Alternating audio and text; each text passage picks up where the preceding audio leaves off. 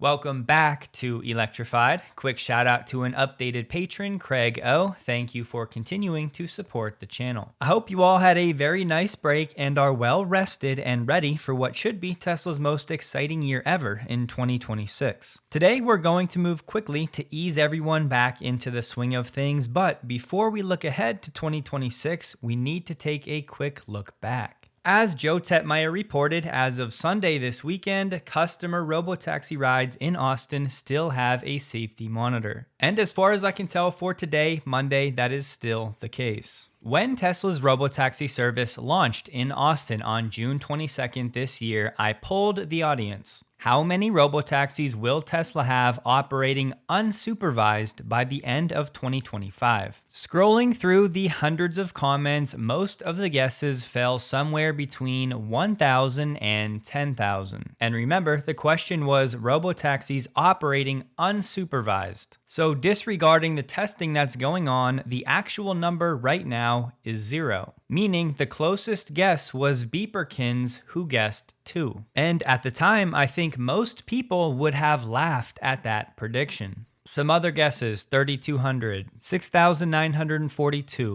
1,200, 4,200, 1,500, 2,500, 10,000. 2,600, 5,000. And it continues just like that. So you get the point. And I would say, I think our audience is very well educated on the details of Tesla. And despite our collective intimate knowledge of Tesla's business, clearly no one saw this outcome coming. The fact that Tesla would have 0 unsupervised robotaxis operating at this point. And as mentioned, sure, you can argue we have a few testing without monitors, but outside of Tesla employees and Elon, we are yet to have an unsupervised customer ride nearly 6 months into the program after launching June 22nd. We have 34 vehicles in the fleet in Austin and 162 in the Bay Area, falling well short of expectations, and those are all with safety monitors. And speaking of expectations, Elon recently predicted that we would have 1,500 vehicles and be in 8 to 10 cities. And despite Tesla technically covering maybe 15 plus cities with the geofence in the Bay Area, I think most would agree Elon meant 8 to 10 distinct geofences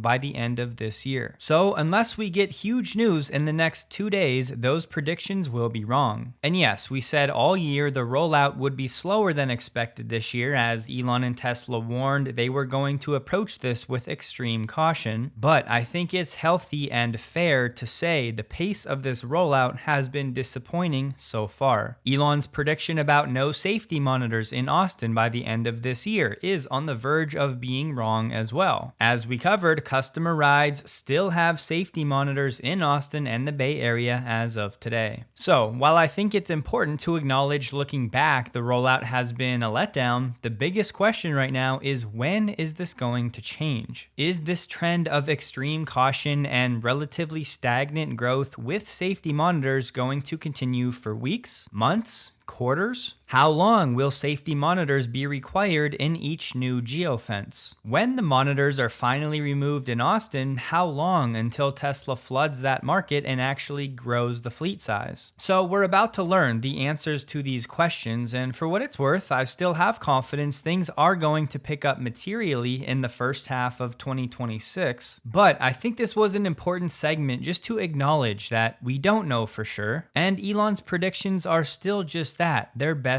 guesses, and not even Tesla knows how fast they're going to be able to pull this off. And of course, I do think there is some danger in spending too much time looking in the rearview mirror, but at the same time, I think it's valuable to recognize that most of our predictions were wrong. And of course, no, this does not mean Tesla's failing or is doomed or that the story is not set to change. It's simply that for a 6-month snapshot in time, none of us really saw this coming. So that data point could be irrelevant moving forward if the floodgates open in the weeks ahead, or it could become increasingly relevant if we find ourselves in June 2026 still with less than 1,000 vehicles in the fleet and only with a few distinct geofences. So, all of this to say, I think we should approach Q1 2026 with cautious optimism and a dash of humility until Tesla can flip the proverbial switch and start scaling like we know it can. On a positive note, checking in on the pricing structure, things still look very bullish for Tesla. Ray compared the same trip in the Bay Area. Both Tesla and Waymo had a 4-minute wait, but Tesla's cost was $22.64. And Waymo's cost was $40.34. But not only that, Tesla's ride time was only 20 minutes from pickup to drop off, whereas Waymo's ride time was going to be nearly 1 hour. Ray also shared comparable trip data for a 9.6 mile trip.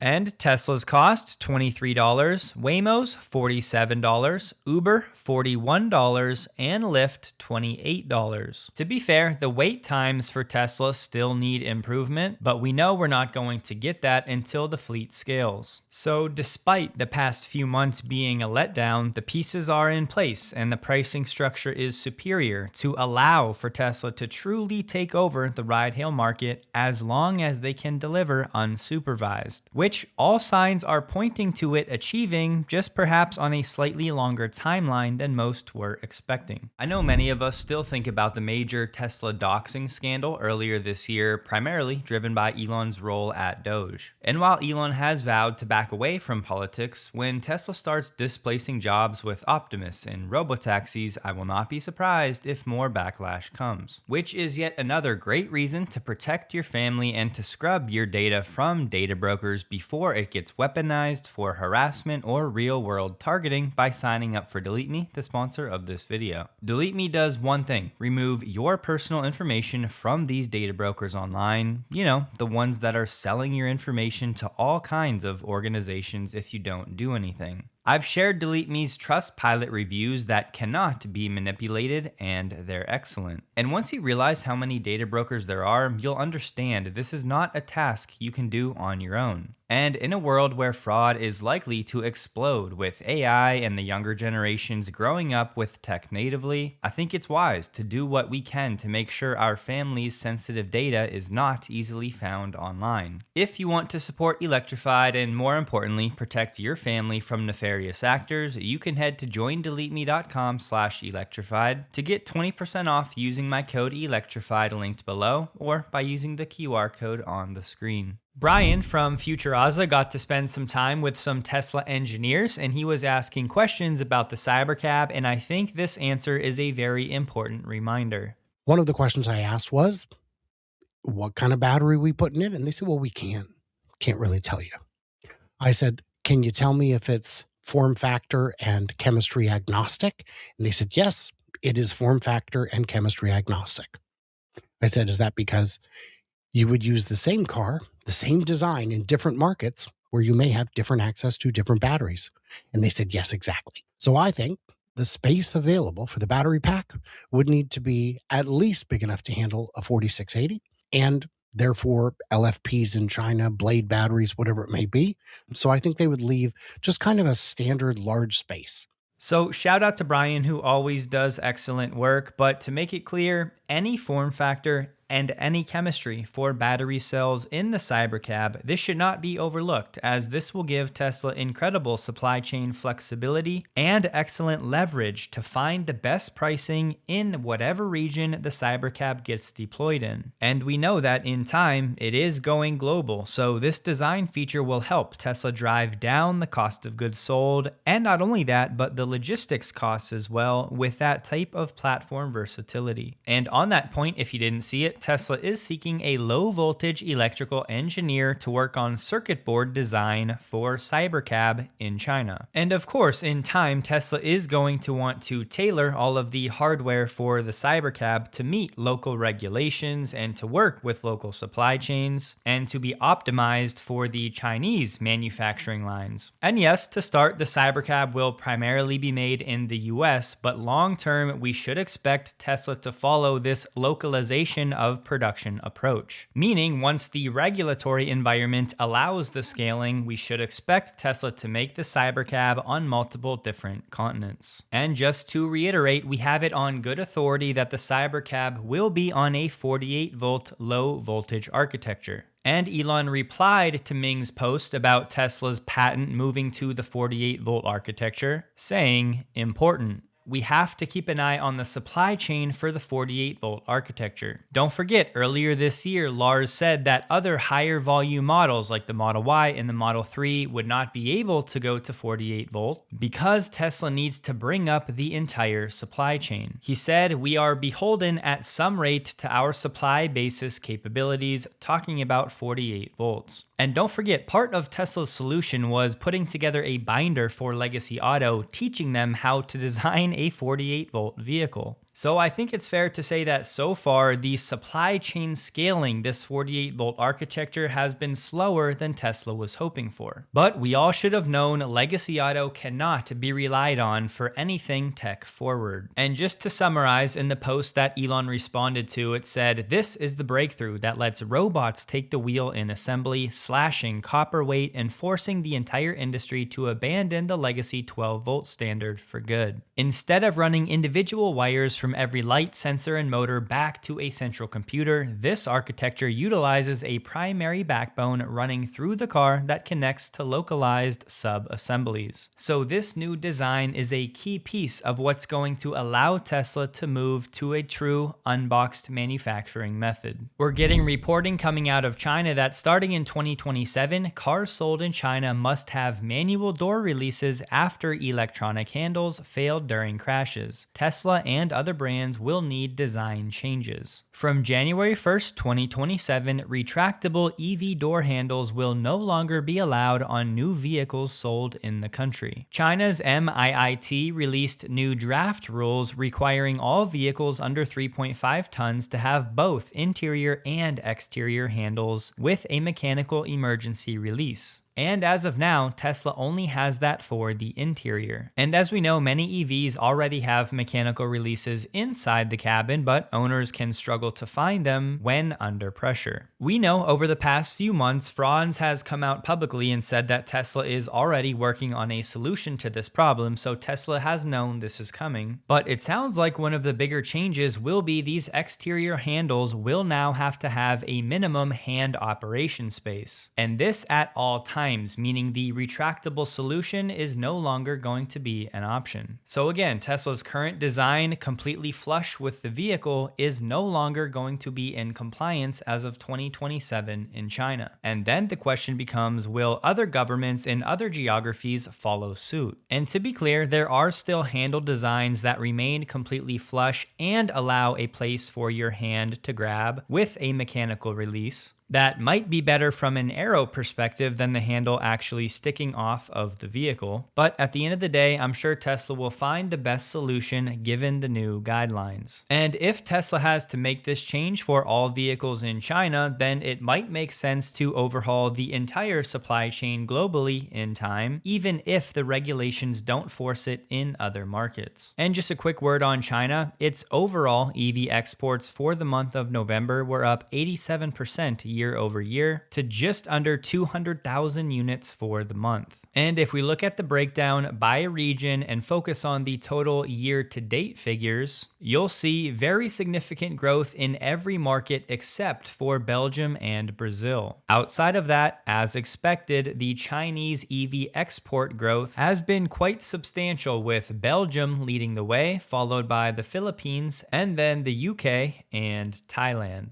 And zooming out and looking at Europe as a whole, Chinese EV exports year to date are only up a modest 12%. And we know Europe is doing basically everything it can to prevent its countries from being flooded with cheap Chinese EVs. But despite those hurdles that have been put in place, the growth still continues. I'm sure many of you have recently paid the new annual EV registration fees. But one thing to keep an eye on for 2026, the word is the major trend is movement away from flat pricing and toward weight-based or indexed formulas. And further, some states are working to implement mileage-based fees. And just for context, by the middle of this year, 39 states had already adopted some form of special registration fee for EVs, with most charges landing between $50 and $290 per year. And we don't have the detail on these changes, but more changes are scheduled for 2026. And not to point the finger at Florida, because there are certainly worse offenders, but sticking with this theme, Florida is set to spend $500 million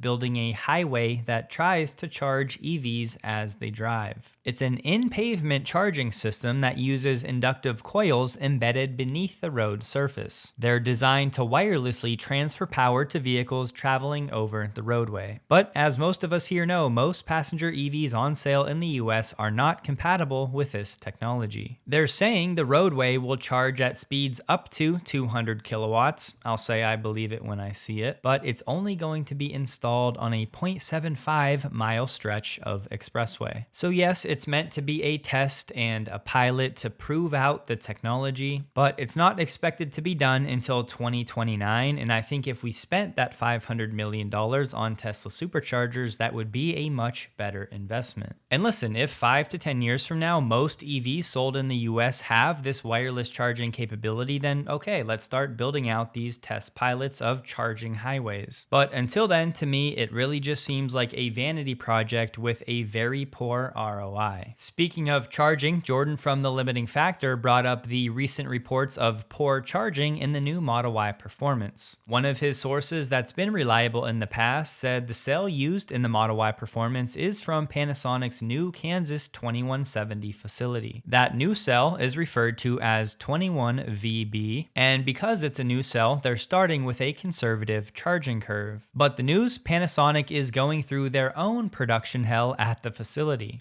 And it's apparently one of the reasons the Model Y Performance deliveries were delayed in North America. And the word is this information applies only to North American produced Model Y Performance vehicles. And this is not official, but Jordan also heard that the process they're using at Panasonic's factory in Kansas to fill electrolyte into the battery cylinders is broken. So right now it's being done effectively by hand. It's an all hands on deck situation to resolve it. So yes, making batteries is still hard, even for experienced companies like Panasonic, but the silver lining, over time, the charging curve of the new Model Y Performance, at least from North America, should continually improve. We won't dive in because it's old news, but just so everyone's up to speed, Tesla will be charging cleaning fees for its robotaxi service. Either $50 for moderate messes like spilling food or significant dirt and minor stains, or $150 for severe messes like bio-waste or smoking in the car. Once a fee is assessed, you'll get an email notifying you that additional cleaning was required. And I think this is great because, as we covered a few weeks ago, people in the ride-hail industry have been saying that if a customer gets in even a moderately dirty robotaxi, they'll be more likely to add to the mess. Whereas if they get in a pristinely clean vehicle, they'll be more likely to keep it that way. And I saw this question a few times over the weekend, so just to clear it up, this is official from Tesla. They say disabled riders are allowed to bring service animals on a robotaxi ride, but non-service animals may not ride in a robotaxi. So apparently Tesla employees can bring their cats, but when it comes to the general public, non-service animals will not be allowed. But fair questions are: 1, will Tesla enforce it? And 2, if so, what would the penalties be? Tesla did say in the German district of Bitburg-Prüm, we are offering rides with supervised FSD to citizens with no other means of transport free of charge. This pilot project is meant to specifically complement the existing citizens buses. It's the first project of its kind in Europe. I have not been able to find anything about the number of vehicles in this pilot project, so I'm guessing it's only a handful to start. But I think the real signal here is it demonstrates a close collaboration between Tesla and local municipalities in Germany. There's chatter out there that Tesla might soon be adding Apple Wallet car key support. But for now, this is only because of an app teardown where they found some code saying that Tesla's working on supporting Huawei's Harmony OS ecosystem, which of course would be big for the Chinese market.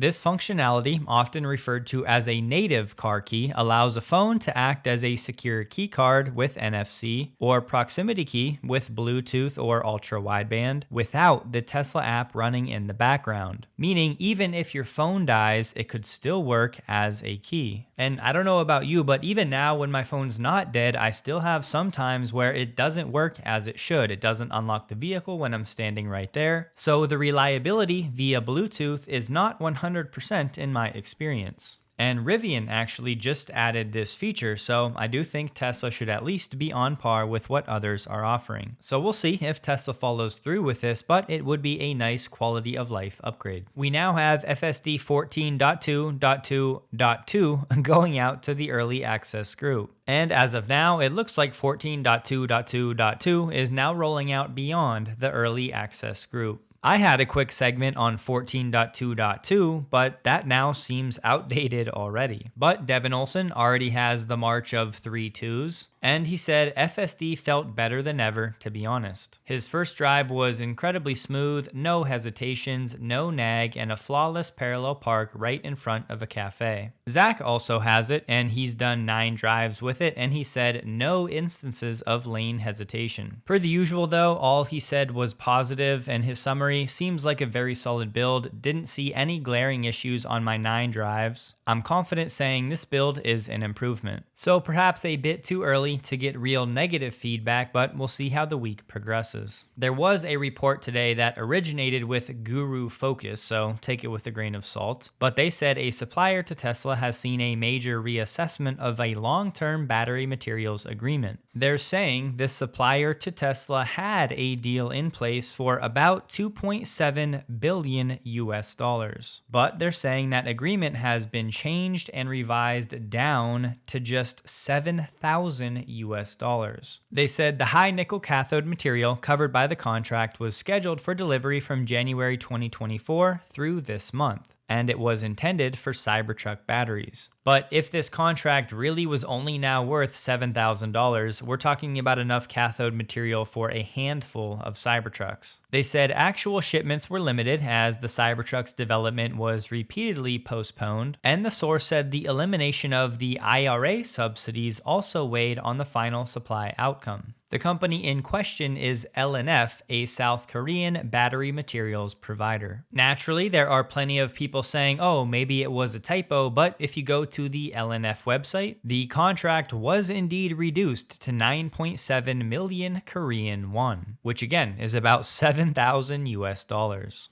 As far as we know, Tesla has not yet spun up cathode material production in-house in Austin, so that's not why. My guess is this contract was put in place when Tesla had expectations of big Cybertruck growth and production. But as 2024 and this year went on, Tesla realized this supply was not needed, and it's just that now, as we approach the end of this contract term, we're getting a public announcement that this contract was never actually fulfilled. The cathode material for this deal was supposed to be used in 4680 cells for the Cybertruck, and given the Cybertruck has failed so far to reach scale, this was likely just a secondary supplier that was just never needed for the 2 years the contract was open. So again, if this report is true, it's yet another anecdote that so far Cybertruck production and sales have been well below expectations and largely a disappointment. And I know most people that own one love it and say it's the best vehicle Tesla has ever created. I'm not trying to gloss over that fact at all, but from where expectations were for Cybertruck sales from both Tesla and Tesla fans, the reality of the numbers so far are nowhere close. Dr. Jim Fan from NVIDIA said, I was very late to own a Tesla, but among the earliest to try FSD 14, it's perhaps the first time I've experienced an AI that passes the physical Turing test.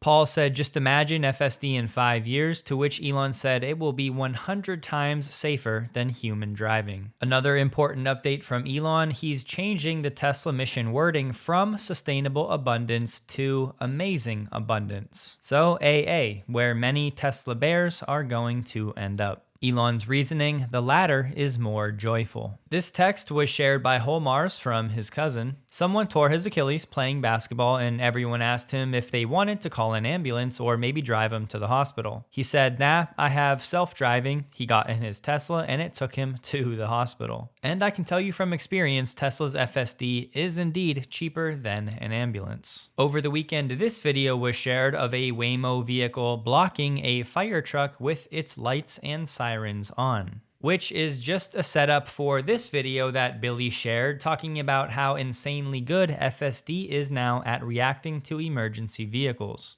If you watch closely, it's one of those hybrid undercover cars where the lights aren't on the roof of the vehicle, so much harder to detect than what Waymo had right behind it, obviously. And there are increasingly more stories like this. Someone on X said, "I drive a big gas guzzling truck, operate a big diesel using cat dozers, and have always been a combustion engine kind of guy. But man, this Tesla my wife got is growing on me. Rode to the mall with her, flipped self-driving on, it was crowded, FSD handled it like a champ, roundabout included. More butts in seats and more people being converted." And David Moss is now at 8,000 miles in a row of true 100% usage of FSD 14.2. And here's the video screenshot, a true 100% reading. And that was yesterday. If you go to fsddb.com and look at the leaderboard, he's now at 9,117 miles completely on FSD. Benjamin Netanyahu said he just held a joint conference call from Florida with Elon Musk. He said Elon responded to my invitation and will participate in the Smart Transportation Conference that will be held in March. Additionally, we discussed the continuation of collaborations with Tesla and the promotion of the law pertaining to autonomous vehicles. I spoke at length with Elon about promoting and developing artificial intelligence tech in Israel. There's probably still less than 50,000 Teslas in total on Israeli roads, but as we know, the more countries working on these AV frameworks, the better.